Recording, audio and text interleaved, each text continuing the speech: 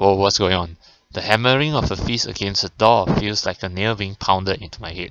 Who's knocking the door so hard at this time of the day? Morning even. Once, twice, 3 times. I let out a long, annoyed breath and bare it while pressing my eyelids shut, fervently hoping for whoever it is to go away, to just go away. I feel pretty damn awful. My face feels like it's cast out of lead. My arms feel heavy, and I feel very queasy.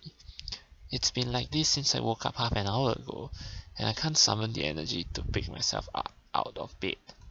So this is what they call a hangover. Yeah, I've had those hangovers too, It's like, you just don't want to get out.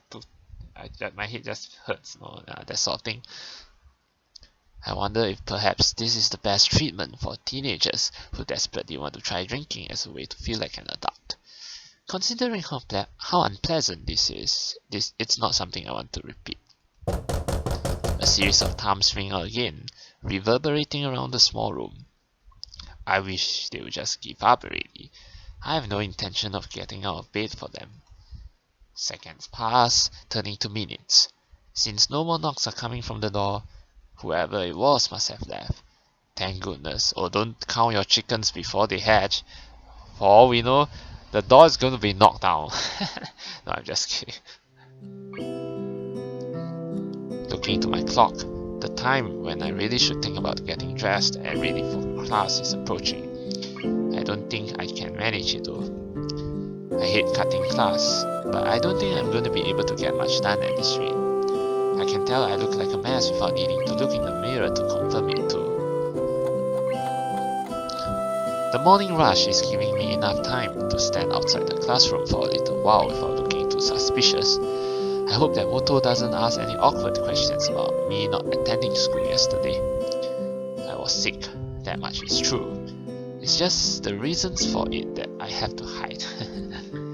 Confident I can get by with a tactical omission of certain truths, I stride into the classroom doing my best to appear normal. The instant I open the door and take a single step in, I can feel a dozen eyes looking at me. There is no way I'm imagining this. They're not even making any attempt to hide it. Does this have something to do with Hanako? Oh, okay. My eyes take a quick sweep around the classroom and I spot Hanako. We make eye contact momentarily before she looks down and stares very hard at her desk. Did she spill the beans? Moto must be okay as far as teachers go, but underage drinking on campus is not exactly something that will be taken lightly.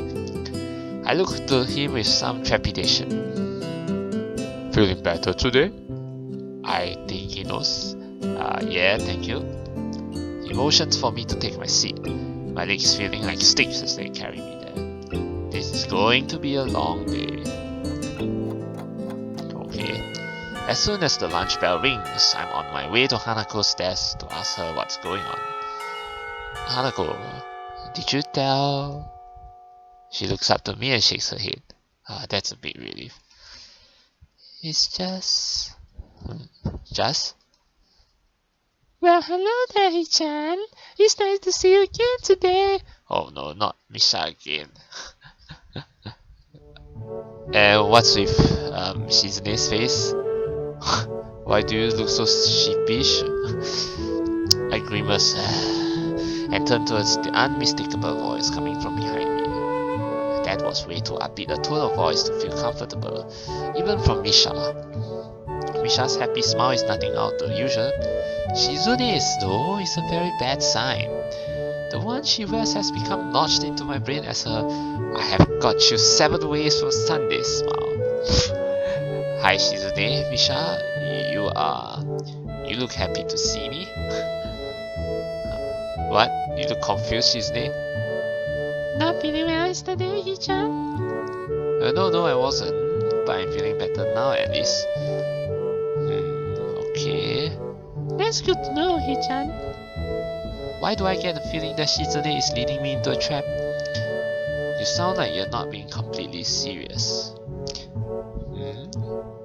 Oh no, Hichan. You're genuinely pleased that you're all better now. Okay.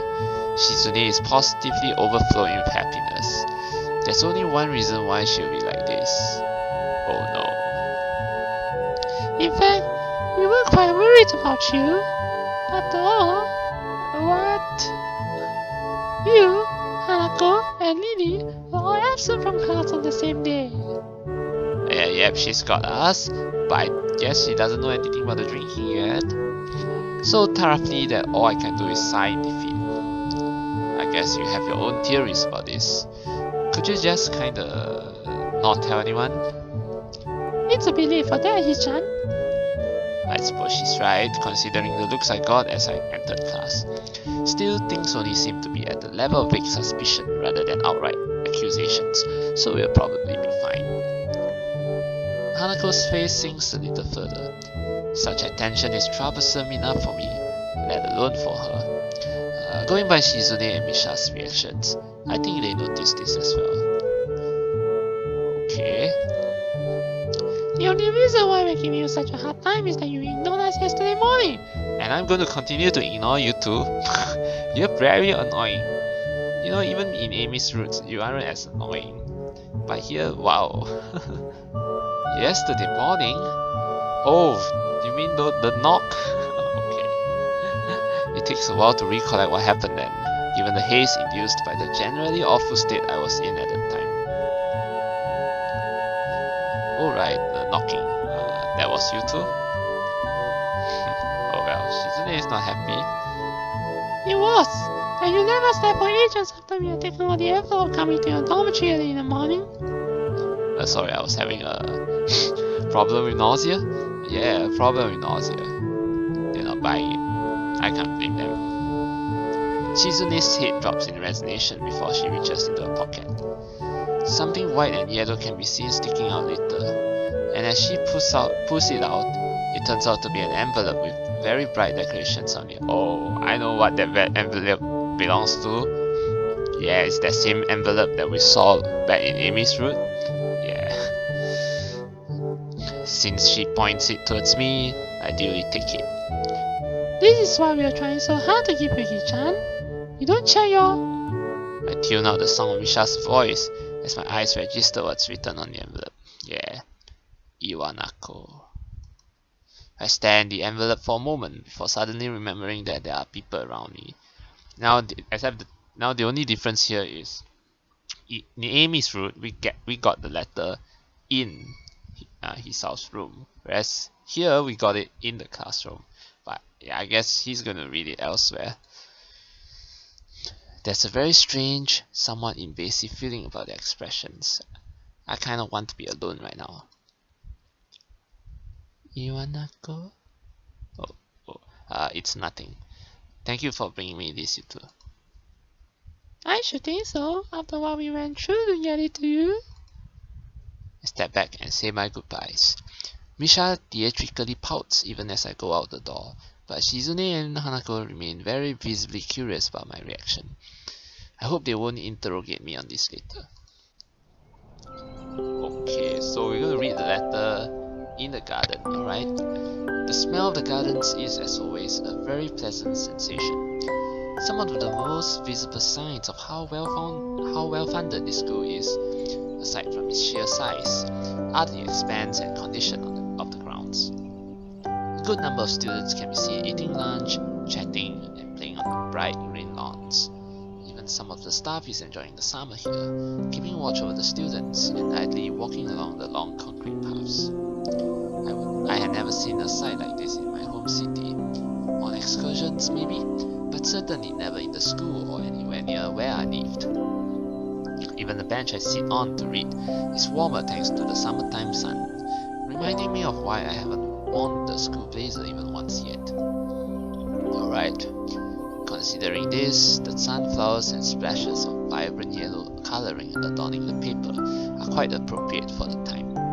If only the words written on it were as well. Here I was, thinking I had managed to get over her, when this troublesome thing shows up. Her handwriting looks vaguely familiar at best, and only now that I see her again, I remember that she used to write in pink pen a lot.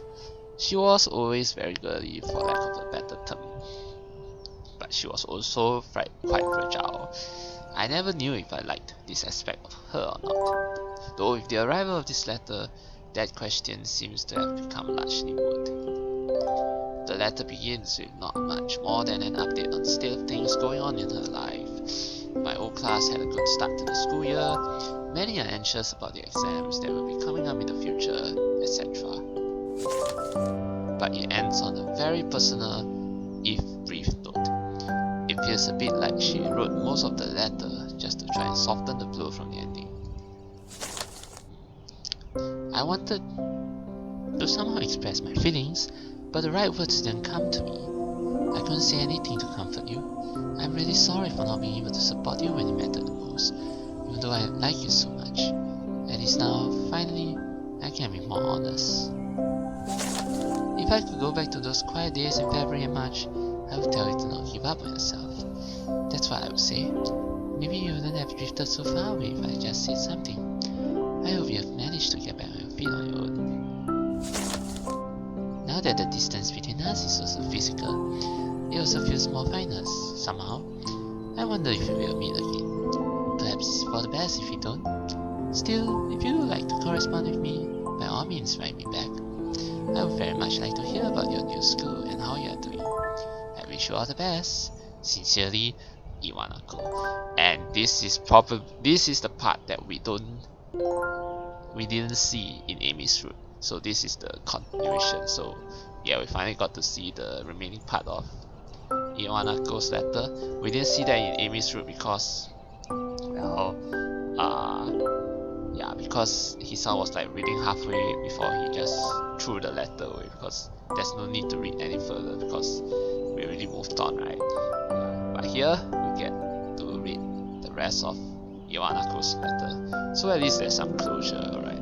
Yeah, but we've moved on. Iwanako is the past, so yeah. And so that's that. Our relationship is over.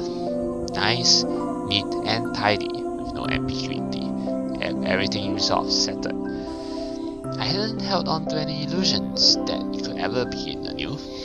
The last time she visited me, neither of us said a thing, except for one word she said as she left for the last time.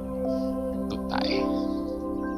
Be that as it may, this feels more final. The capstone on an experiment that both of us tried and failed at. Her loud shout draws my eyes away from the letter. It's just some students horsing around, with one of the teachers standing nearby coming over to talk to them. Are you okay?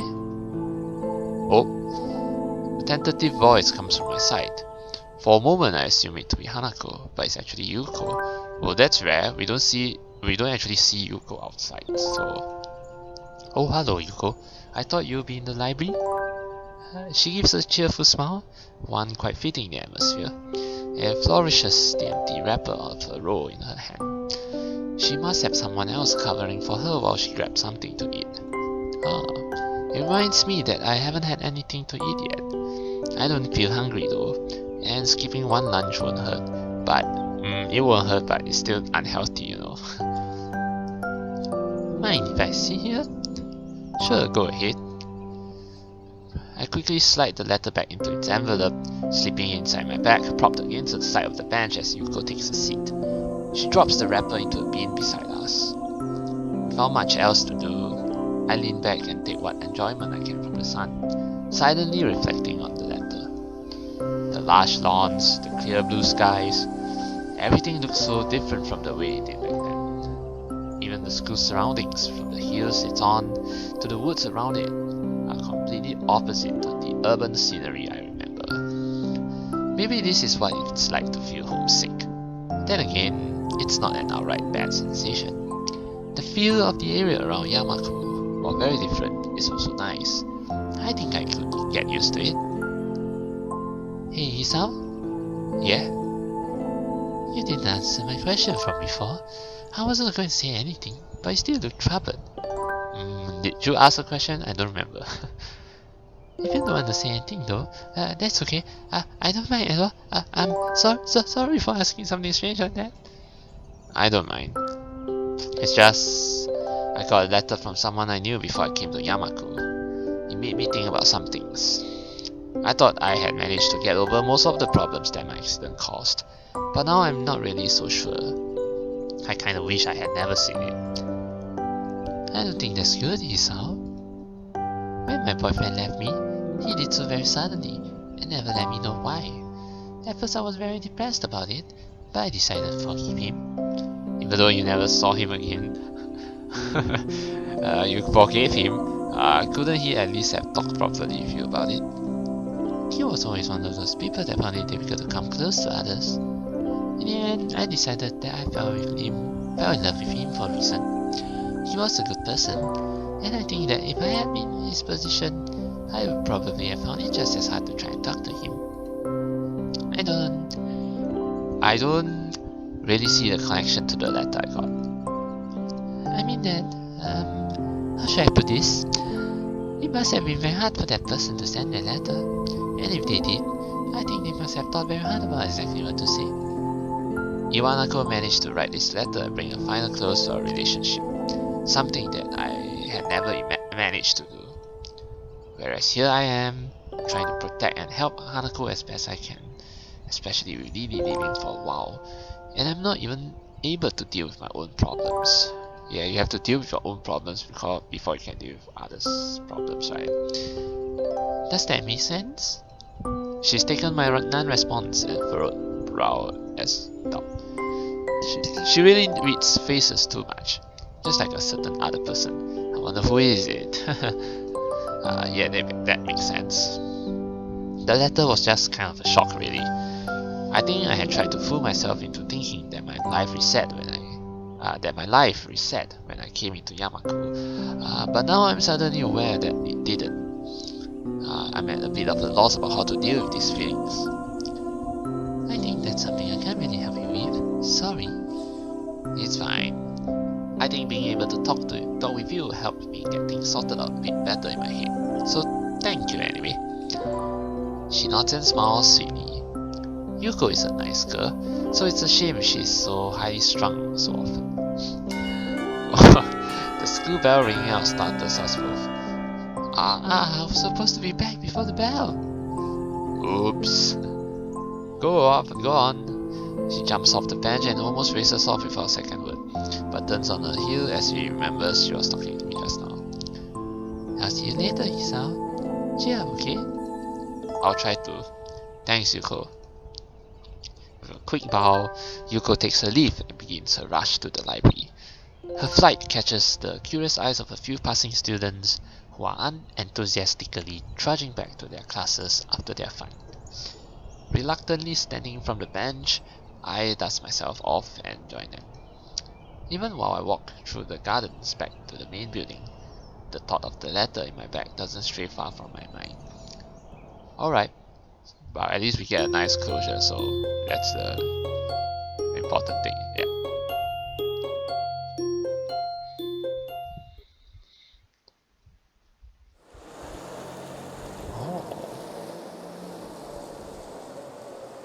Wow, this is interesting.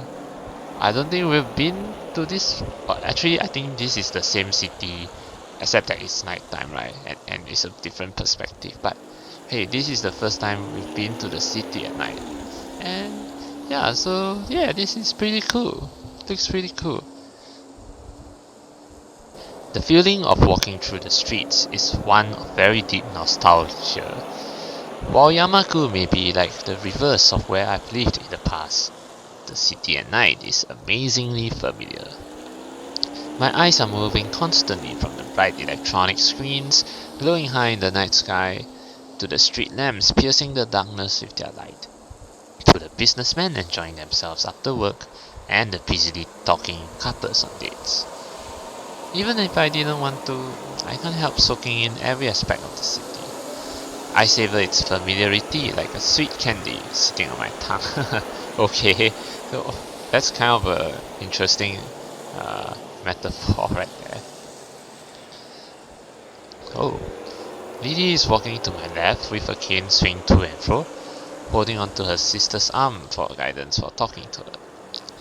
Compared to travelling by a taxi or bus, Being driven by Akira in her rather nice car was a much more enjoyable experience. Like as if Akira is the chauffeur or something like that. Oh, and there's Hanako. Oh, this is the first time we see Hanako in her casual wear. And nice looking hat right there. Like she looks a bit like, you know, the female, like Sherlock Holmes, because Sherlock Holmes also wears this kind of cap. Yeah, pretty cool. And nice shirt right there and dress. Oh yeah. Maybe not for the person on my right though. While Lily was used to her sister's driving style, and I quite liked a bit of excitement, Hanako was holding very tightly to the door for most of the trip. Well, it looks like Akira is the very, very adventurous type. Everything looks so pretty at night. Oh, Hanako quickly looks down yet again as she accidentally catches someone's gaze. Very shy. Yeah, it does. My answer isn't very thoughtful, since I'm distracted by so many thoughts that I find it hard to keep up on small talk. One of those distractions, aside from the city sights, is how Hanako looks. Oh yeah. This is the first time I've seen her in something other than her school uniform, or her pajamas. It gave me pause when I first saw her outfit, when we met up at the school gate. Considering how much her head is lowered when people walk near us, I imagine that the hat she wears is more than a fashion statement. I see. So it's basically used the cap to hide her eyes or something like that. While initially I was wary of Lily's plan to take us out into the city, when night fell, it became obvious she had thought about this. Not many people have paid Hanako much heed, since the darkness hides her scarring well. No wonder we'll go out at night. Well, that kind of makes sense, yes. So, we're in the city. Any ideas on what to do? Akira beams a smile. Something tells me that she's the one who is making this particular decision, even if her sister may have proposed the outing in the first place. Don't tell me we're going to a pub. Yes, see? Just follow us. I nod and try my best to stifle a grimace. After what happened during Hanako's birthday party, I don't trust Akira's judgment all that much. And we just entered an alley. Well, this alley looks familiar. It is that same alley that we saw during the day, right? Except it's at night now. We keep walking, and I noticed that we're passing more and more cafes, restaurants, and other eateries. Every once in a while, a drunken man in a suit comes out of a bar, usually being supported by another. But for the most part, the customers around this part of the city look young and fashionable. Different kinds of music come and go as we pass by each business. The discord created by the overlaps should be grating, but it reminds me so strongly of the times I spent in the city with my old friends that I don't mind. Hanako and I have started to drift a little apart from Lily and Akira. Oh, we're in our own world now. That comes to a stop when I hear a soft heartbeat from beside me. Oh, sorry. Okay, just give me a sec here. I think we haven't seen the bottom. There we go. Now this looks. So she has that blue jacket and what you call this? A white blouse and dark pants, and she really looks like a detective, if you think about it. Yeah, like she really belongs to the night. By the time she rights herself from her apologetic bow, the middle-aged businessman she bumped into is walking away after mumbling a half-hearted apology. Hanako looks a little put off by the experience, and as she quickly skips ahead to match my pace, I notice her head hanging low once more. She probably bumped into him because she was looking downwards and not where she was going. I stepped to the side a little and put one hand on her far shoulder, drawing her closer. Oh, Hisao? Oh, I see what you did there, Hisao. Yeah, put on the man pants and draw her in. It's okay. You can walk closer to me if you want. Oh, look at her. Oh, she's happy, so happy.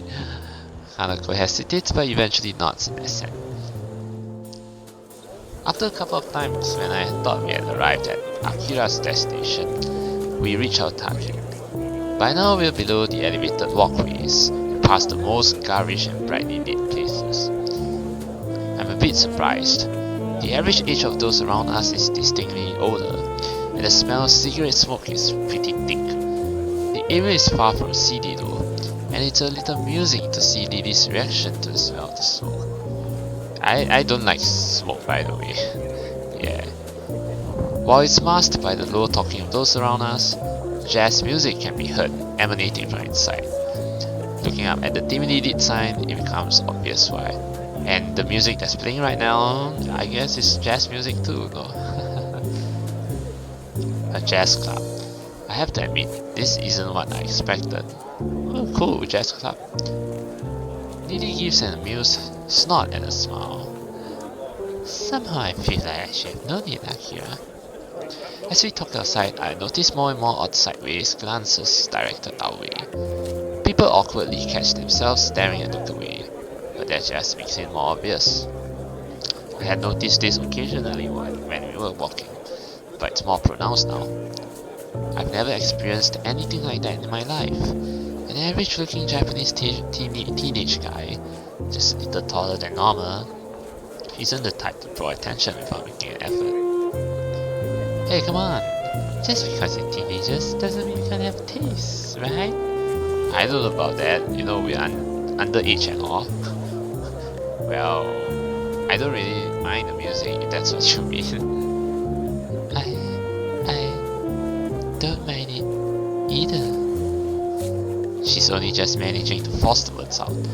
It contrasts heavily to when we were alone in Yamaku, and it disappoints me a little that she's so highly strung for what's supposed to be a good time out of the town.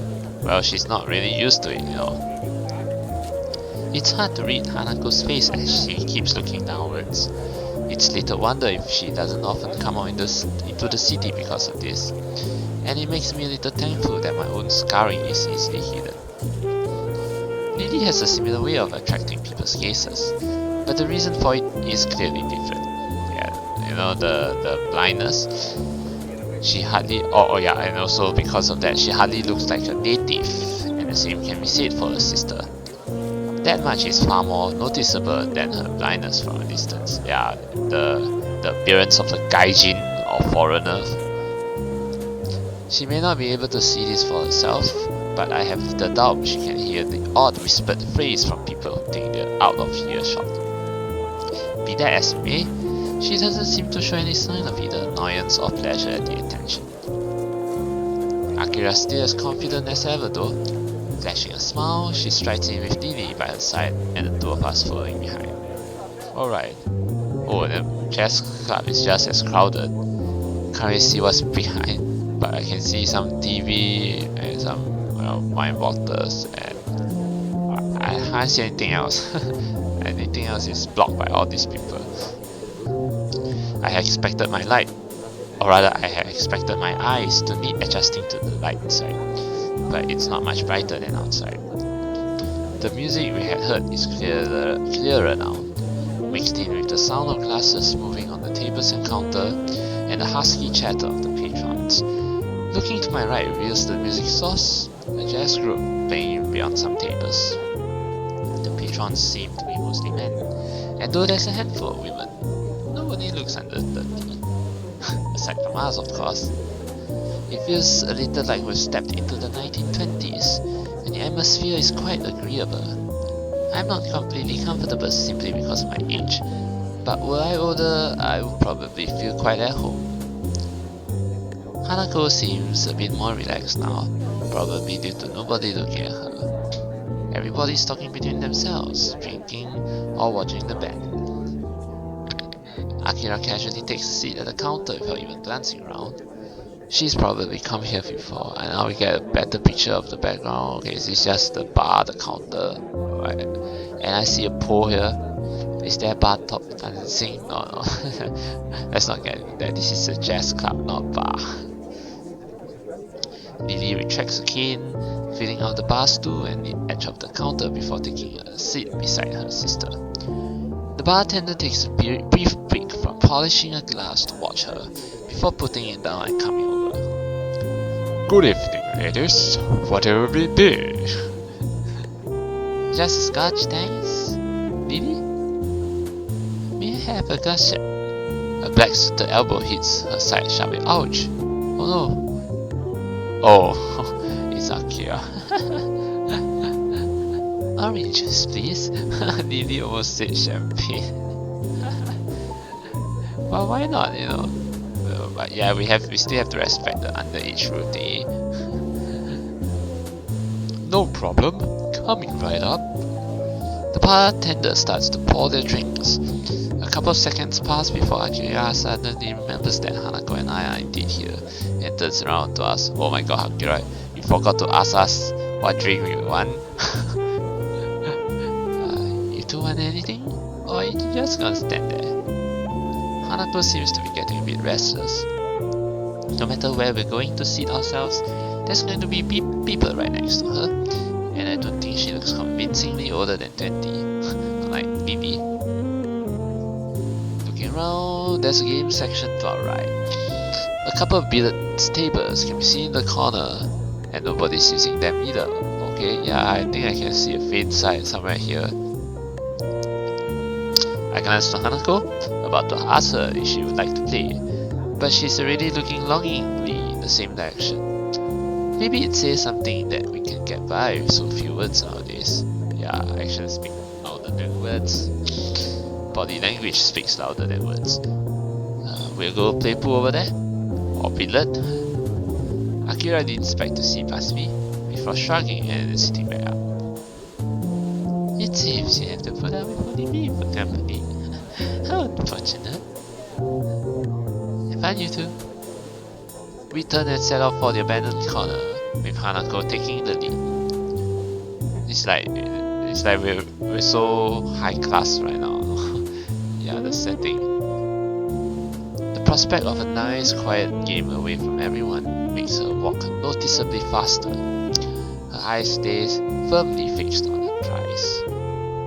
Oh, nice billiard table there.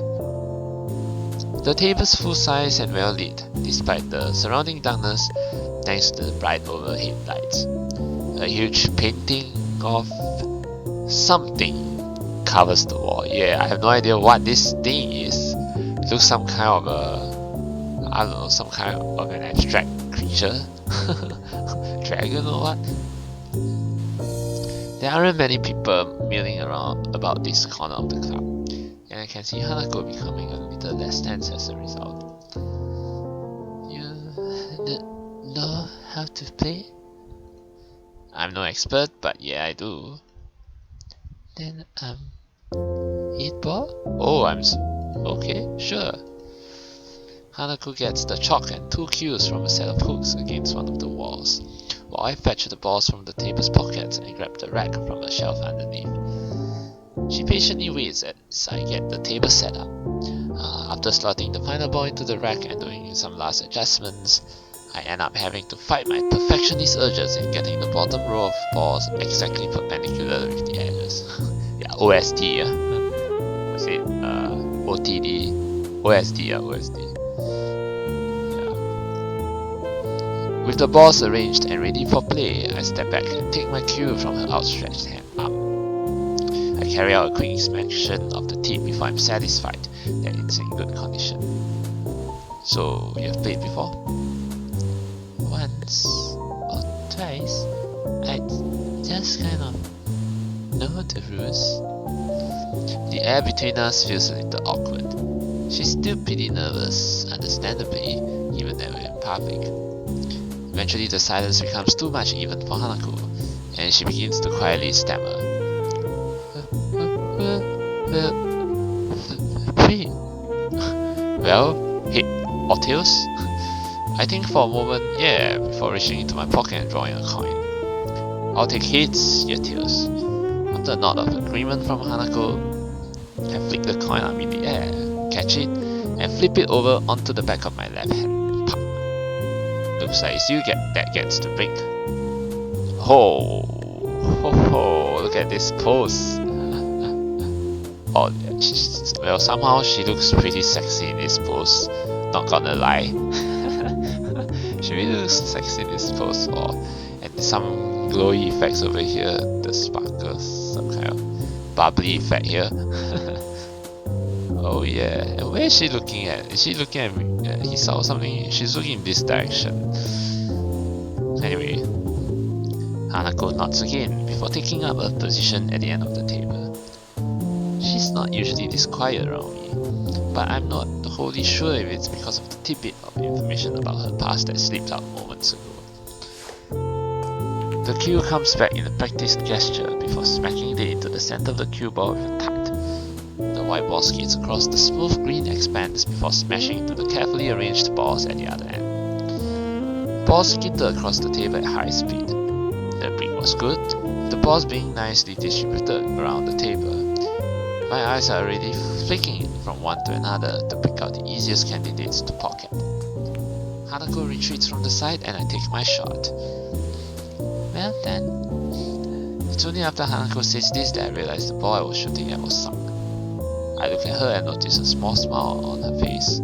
It's nice how playing games seems to loosen her up a little. Guess I'm stripes then.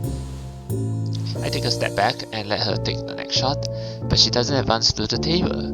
Rather, she looks down a little and rubs her arm. By now I can identify this as one of her gestures that mean she wants to say something but isn't sure enough of herself to do it. What's up? It's just, you had the nice smell.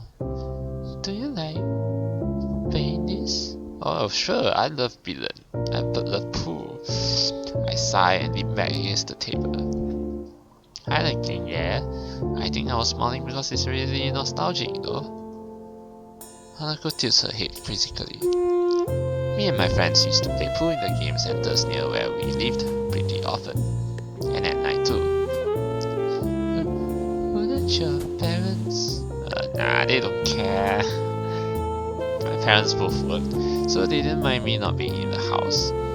I stayed on top of schoolwork pretty easily as well, so there was plenty of time to do other stuff at night. Our conversation dies down with Hanako's timidity getting the better of her. In response, I get off the table and let her take her turn shooting. Oh, there's a different pose now. She looks happy. There aren't many solid easy positions, so Hanako bends down and takes a while to line herself up properly. Hanako's expression is the same as when we play chess, a relaxed but focused concentration. Athletes sometimes talk about getting into a zone where nothing unnecessary enters their mind, and I wonder if that's something she can do.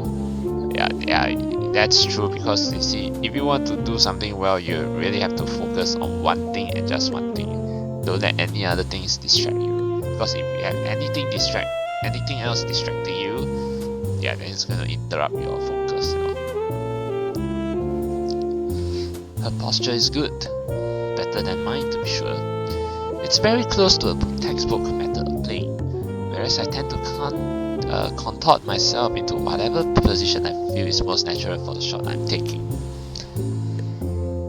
Okay, now she looks very focused. Look at her eyes, she looks really focused now.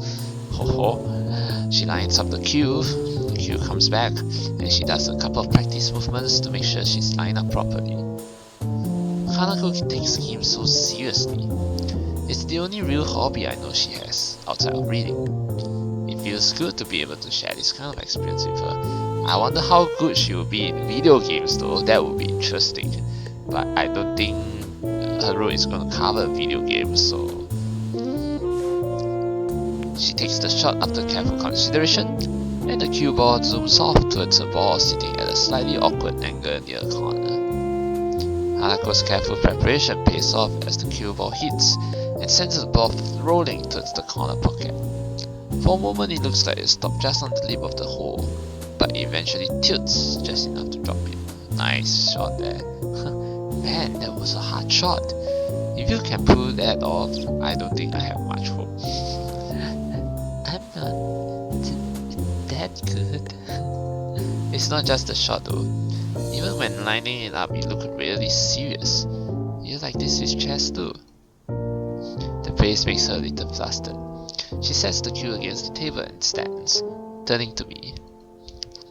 I just like those kinds of things. Her fingers are twisting and turning tightly.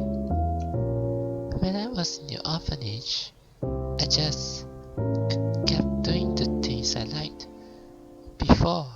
Oh, the mention of orphanage. She's speaking more of the past. So the mention of orphanage means it's pretty much confirmed what happened to Hanako's parents. So yeah. If I played games with the others, that was enough for the helplessness, so I had never thought about it that way. Staff at an orphanage would naturally want to have everyone socialize at least a little. If it's okay for me to ask, what was it like for you at the orphanage? Why do you want to know? Well, just to know more about you. I've touched a nerve, but the fact that she responded at all shows there's at least a chance she'll answer my question. Before, she likely would have just shrunk away from it without a word. I'll tell you, But what? Are you trying to say that if you want, you will only tell me if I beat you? But could you tell me who Iwanako is? oh, okay, sure. Hanako. Oh, the letter. I wonder how long she's been waiting for the right opportunity to ask me this. I'm surprised, but don't hesitate. Sharing information is naturally a matter of give and take. She's someone I used to like. Her nervousness subsided, at least for the time it took to ask. Her curiosity is getting the better of her, and I feel a bit uncomfortable to be questioned on this, of all matters. There's no way I could spill all my feelings about Iwanako here. I don't even know myself what my feelings regarding her are, even after talking to Yuko earlier, and I want to avoid the subject around Hanako. Hanako doesn't look overly satisfied with the awkward ending to the discussion, but thinks better of continuing it. She was only just managing to ask me in the first place, without knowing that I wouldn't want to talk about it. I moved to finally take my own shot. The lack of talking between us is filled by the chatter of other patrons and the band at the other end of the club. Spying a shot that doesn't look too difficult, I try and shoot for it. The keyboard taps the ball, and the trajectory is about right, but I put in too much power. It grazes the corner of the hole and moves off to the side, just skirting the pocket. I grit my teeth a little.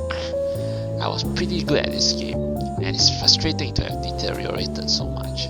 I step back and let Hanako take her turn, glancing towards the counter where Lily and Akira are sitting. They're talking busily between themselves and seem to be having a good time. Alright, another moment of seriousness. I turn back to Hanako as she takes a shot. With the same face as before, she lines herself up and sharply pushes the cue. Pock! Just as before, she sinks the ball she was aiming for. It drops into the side pocket more cleanly than her last though. It looks as if she's getting a bit more into the groove of the game. Nicely done. She hesitates for a moment and begins to address me without turning her head. The orphanage was nice. It felt a bit like Yamaku does. And the staff was really kind.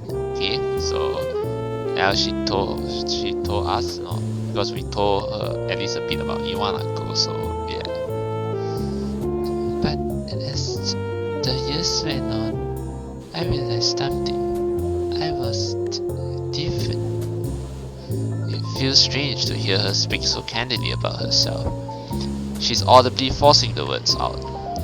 It reminds me of when she insisted she tell me about the fire. Hanako must feel that she has to tell me of such things, if I'm willing to tell her about my own past. Her grip on the cue tightens as she continues to speak.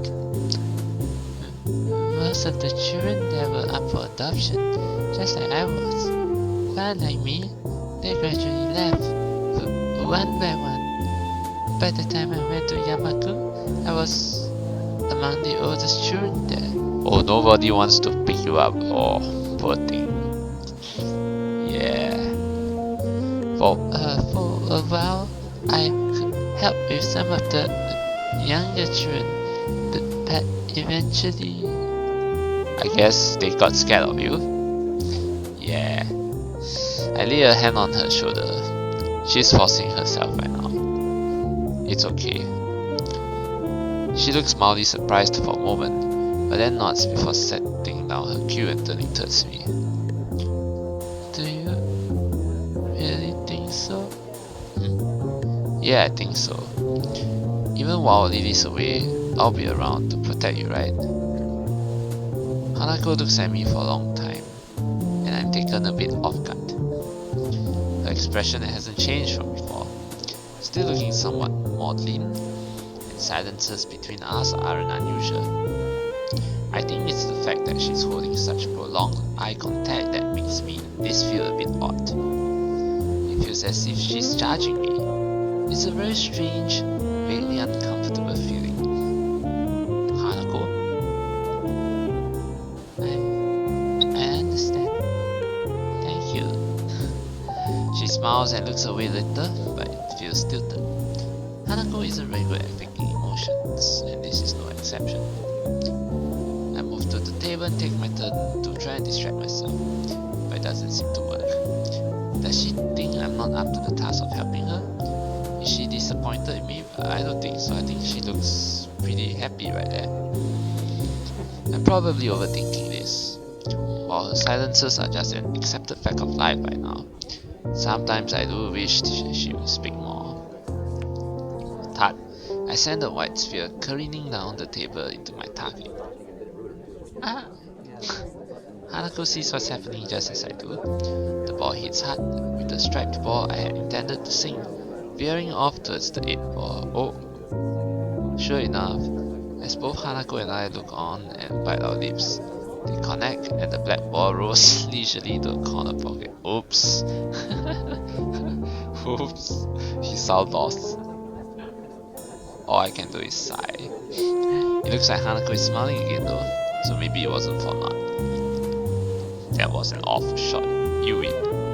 It seems I'm getting pretty rusty after all this time. Hanako bends down and begins to shoot the remaining balls into the closest pockets. I almost asked if we could play another game, but a quick check on my watch confirms that the night is getting pretty late. Lily and Akira appear to be still drinking at the counter. Seems like we have to drag them away. Hisao? Huh? I turn back to Hanako, who's still looking over the pool table shooting balls. Her voice sounds different from before. Oh, so sweet, Hanako. Now we're getting more of Hanako, yes. And I suddenly find myself blushing. It's only natural that she would respond this way, given what I said earlier. But it's still a shock to actually hear it. See, when you're loyal to a girl, the girl will be loyal back to you, you know. Just what is my relationship with this girl? I want to protect her, to make her happy. I'm not really sure it's something like love, but I don't think these are the same kinds of feelings I have for Lily either. Maybe it's getting there but not quite there, but we're going to get there, because this is what her route is all about. We're going to get to the path of love. I feel sorry for her, having gone through so much in her life. Her parents died in a house fire, and she lived in an orphanage for much of her childhood. I can't even imagine that kind of life. But I feel like there's so little I can do for her, especially now that Lily is going to be leaving the country. Hanako and I finished tidying up the table cues and picked up Lily and Akira on our way out of the club. And Akira doesn't seem happy to leave. It feels like something changed between Hanako and me. I can't quite place what it is, but Hanako is acting differently now. I feel like we're further apart if anything. Further apart, huh? Should be getting closer together, not further apart. Damn. You know, sentences like this are what really scare me, like whether I made the right choices beforehand and all that. I seriously hope I made the right choices. I know the first choice I made the wrong choice, but I think the second choice I made the right one. So hopefully it all balances out to a good ending. I seriously hope so. Yeah, but we can always turn back. But at this point, I just hope, you know, my first choice, you know, yeah, wasn't bad enough to affect the whole route. Yeah, so yeah. So you enjoy yourselves? Hanako and I both nod and agree. The game was good, and we both did learn more about each other, so it's an honest answer. Lily appears to be a little distracted. Oh, you look sleepy or something, Lily? Oh, worried about the trip, Lily? She pauses before sighing and smiling weakly. A little? You mean quite a bit? The comment earns her a clap on the shoulder from her sister. Hanako smiles back too. You'll be okay, Lily. I hope you can enjoy your time over there. Thank you, Hanako. I'll try to. It'll be nice to be back with my family after all, no matter for how brief a time it may be. With that, the four of us begin the walk to the car park where Akira's car is. We continue to talk between ourselves, but it's mostly just small talk. Alright. So I hope our relationship is, really going to get better from this point on and not further apart like what Hisao said earlier. So, yeah.